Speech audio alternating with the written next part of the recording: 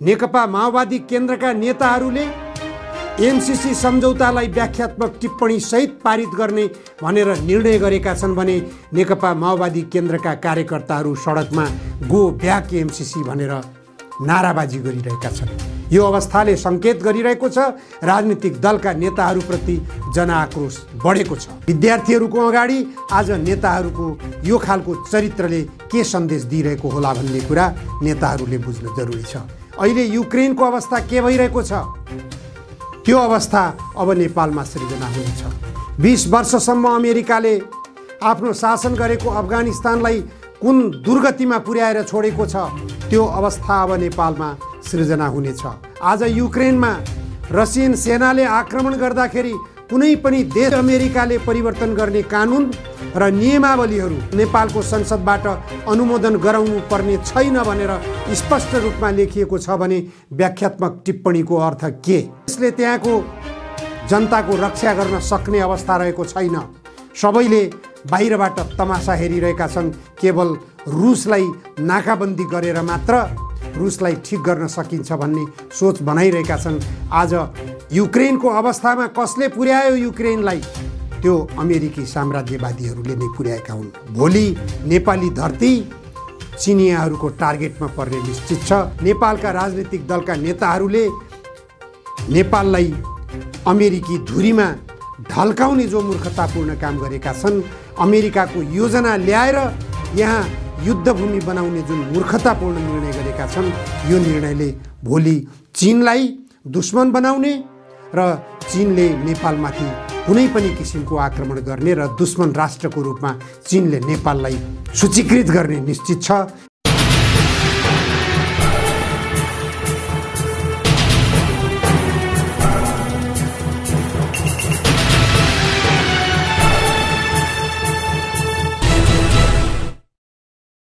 नमस्कार, जनधारणा खबरको युट्युब च्यानलमा यहाँहरूलाई स्वागत छ। आजको जनचासोको 272 श्रृङ्खलामा म उपस्थित भएको छु निमकान्त पाण्डे। आज 2078 साल फागुन 15 गते सत्ता गठबन्धन दलले एमसीसी सम्झौता संसदबाट व्याख्यात्मक टिप्पणी सहित पारित गर्ने समझदारी बनाएका छन्। यो समझदारी एमसीसी बोर्ड अमेरिकाबाट प्राप्त सिग्नल अनुसार अथवा उताको निर्देशन अनुसार यसरी पारित गर्दा हुन्छ भनेर सुझाव आएपछि त्यसै अनुरूप सत्ता गठबन्धन दलहरू बीचमा छुट्टा छुट्टै आन्तरिक छलफल भएर नेकपा माओवादी केन्द्र, नेकपा एकीकृत समाजवादी, जनता समाजवादी पार्टी लगायतका दलहरूमा छलफल भएर आन्तरिक रूपमा समझदारी बनाएर यसलाई सत्ता गठबन्धन दलभित्र पनि छलफल गरेर पारित गर्ने समझदारी बनाएपछि नेपाल अब औपचारिक रूपमा अमेरिकाको एमसीसी सम्झौतासँग बाँधियो। यो सम्झौता गर्ने बेलामा व्याख्यात्मक टिप्पणीका नाममा गठबन्धन दलका नेताहरूले मूर्खतापूर्ण काम गरेका छन्। यो सम्झौतामा लेखिएका प्रावधानहरूलाई पारित गरिसकेपछि ती बुँदाहरूमा व्याख्यात्मक टिप्पणी गरेर आफू अनुकूलका तर्कहरू गरेर कुनै अर्थ लाग्दैन। त्यसले अन्तर्राष्ट्रिय अदालतमा कुनै मान्यता दिने छैन। त्यो अन्तर्राष्ट्रिय अदालतमा जाँदा साथ सम्झौता स्वीकृत भइसकेपछि, सम्झौता संसदबाट अनुमोदित भइसकेपछि सम्झौता बारेमा व्याख्यात्मक टिप्पणी गर्नुको कुनै अर्थ हुने छैन भनेर अन्तर्राष्ट्रिय अदालतले निर्णय गर्ने निश्चित छ। यसमा राजनीतिक दलका नेताहरूले विवेक पुर्याएका छैनन्। सर्वप्रथम सम्झौतामा लेखिएका प्रावधानहरू बारेमा सोच्न जरुरी छ।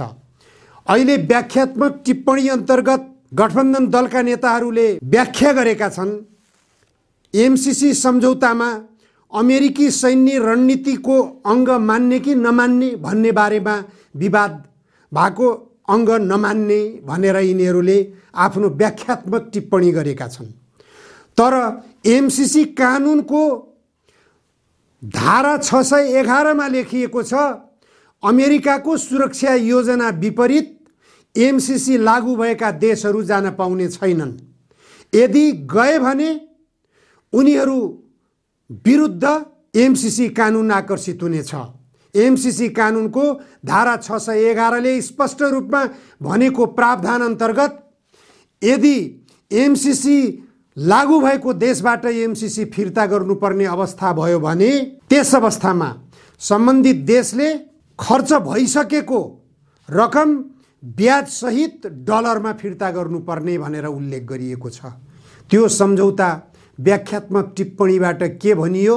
सांसद महोदयहरू, पूर्व प्रधानमन्त्रीहरूको जमघट भएको यो सत्ता गठबन्धन, यिनीहरूले के निर्णय गरे त्यो बाहिर आउन जरुरी छ। त्यसैगरी एमसीसी सम्झौतामा अनुसूची 4 को क मा लेखिएको छ नेपाल सरकारले एमसीसीलाई चित्त बुझ्ने योजना तयार पारी पठाउनु पर्ने छ र त्यस्तो योजना इन्डियाको सरकारले समर्थन गरेको हुनुपर्ने छ। यो प्रावधान बारेमा व्याख्यात्मक टिप्पणीले के लेख्यो? यो बाहिर आउनु पर्छ कि पर्दैन? सांसदहरूलाई जानकारी हुनुपर्ने हो कि होइन? यो ल्याप्चे लगाएर मात्र यो सम्झौता पारित गर्ने जो धृष्टता गरिएको छ, यसले गर्दा देशलाई अमेरिकाको उपनिवेश बनाउने निश्चित छ।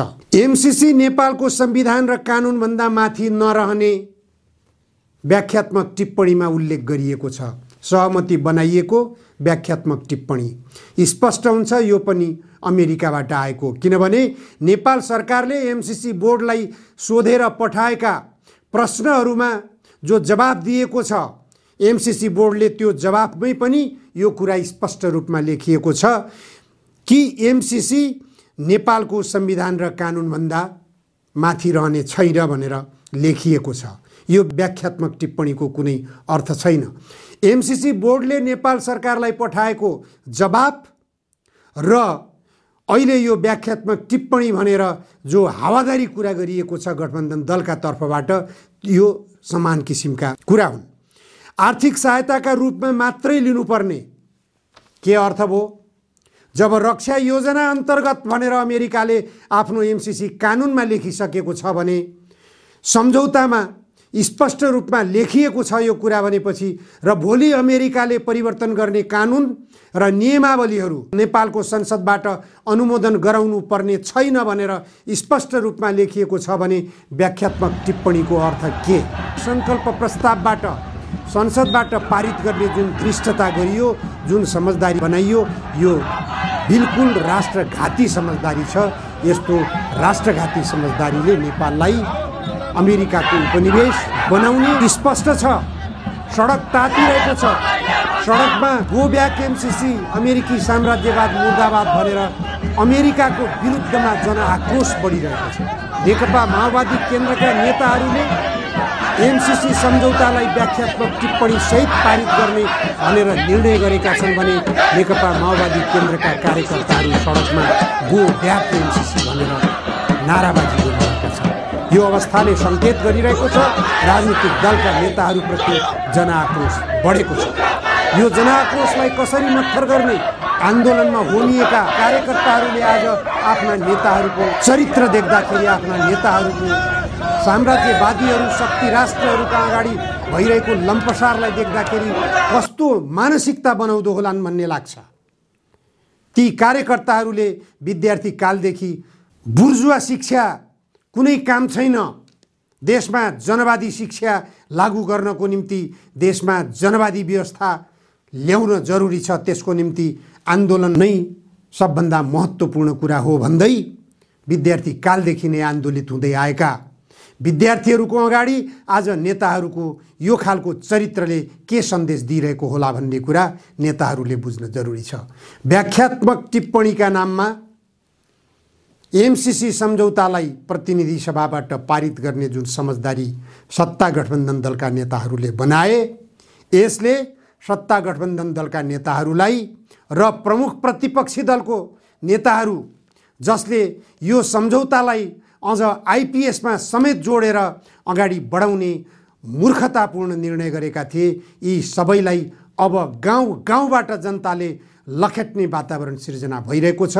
निर्वाचनको दौरानमा नेताहरू कसरी निर्वाचन प्रचारका क्रममा जनताका बीचमा कसरी पुग्ने हुन् त्यो भोलिका दिनले स्पष्ट गर्दै जाला। तर अब स्पष्ट सङ्केत भइरहेको छ देश युद्धभूमि बन्यो, देश युद्धभूमि बन्यो। युक्रेनको घटनाले पनि देखाइरहेको छ अहिले युक्रेनको अवस्था के भइरहेको छ। त्यो अवस्था अब नेपालमा सृजना हुनेछ। 20 वर्षसम्म अमेरिकाले आफ्नो शासन गरेको अफगानिस्तानलाई कुन दुर्गतिमा पुर्याएर छोडेको छ, त्यो अवस्था अब नेपालमा सृजना हुनेछ। आज युक्रेनमा रसियन सेनाले आक्रमण गर्दाखेरि कुनै पनि देशले त्यहाँको जनताको रक्षा गर्न सक्ने अवस्था रहेको छैन। सबैले बाहिरबाट तमासा हेरिरहेका छन्। केवल रुसलाई नाकाबन्दी गरेर मात्र रुसलाई ठिक गर्न सकिन्छ भन्ने सोच बनाइरहेका छन्। आज युक्रेनको अवस्थामा कसले पुर्यायो युक्रेनलाई? त्यो अमेरिकी साम्राज्यवादीहरूले नै पुर्याएका हुन्। अमेरिको युद्ध उन्मादले, अमेरिकाको सैन्य विस्तार योजना अन्तर्गतको नेटो विस्तार गर्ने एउटा चाहनाले गर्दाखेरि युक्रेनलाई रुसको टार्गेटमा पुर्याएको कुरा स्पष्ट छ। भोलि नेपाली धरती चिनियाहरूको टार्गेटमा पर्ने निश्चित छ। नेपालका राजनीतिक दलका नेताहरूले नेपाललाई अमेरिकी धुरीमा ढल्काउने जो मूर्खतापूर्ण काम गरेका छन्, अमेरिकाको योजना ल्याएर यहाँ युद्धभूमि बनाउने जुन मूर्खतापूर्ण निर्णय गरेका छन्, यो निर्णयले भोलि चीनलाई दुश्मन बनाउने र चीनले नेपालमाथि कुनै पनि किसिमको आक्रमण गर्ने र दुश्मन राष्ट्रको रूपमा चीनले नेपाललाई सूचीकृत गर्ने निश्चित छ। यसबाट बाहिर निस्किन नेताहरू नसक्ने निकै ठुलो दुर्भाग्यपूर्ण परिणति हो। नेपालले त्यो भोग्नुपर्ने अवस्था आइरहेको छ। तर नेपालका नेताहरू जनताको निशानाबाट बच्न सक्ने अवस्था देखिएको छैन। यसमा अझै पनि नेताहरूले बुद्धिमत्तापूर्ण निर्णय लिएर यसलाई प्रतिनिधि सभाबाट पारित गरिए पनि सरकारले निर्णय गरेर यसलाई फिर्ता गर्न सक्ने प्रावधान अझै पनि छ।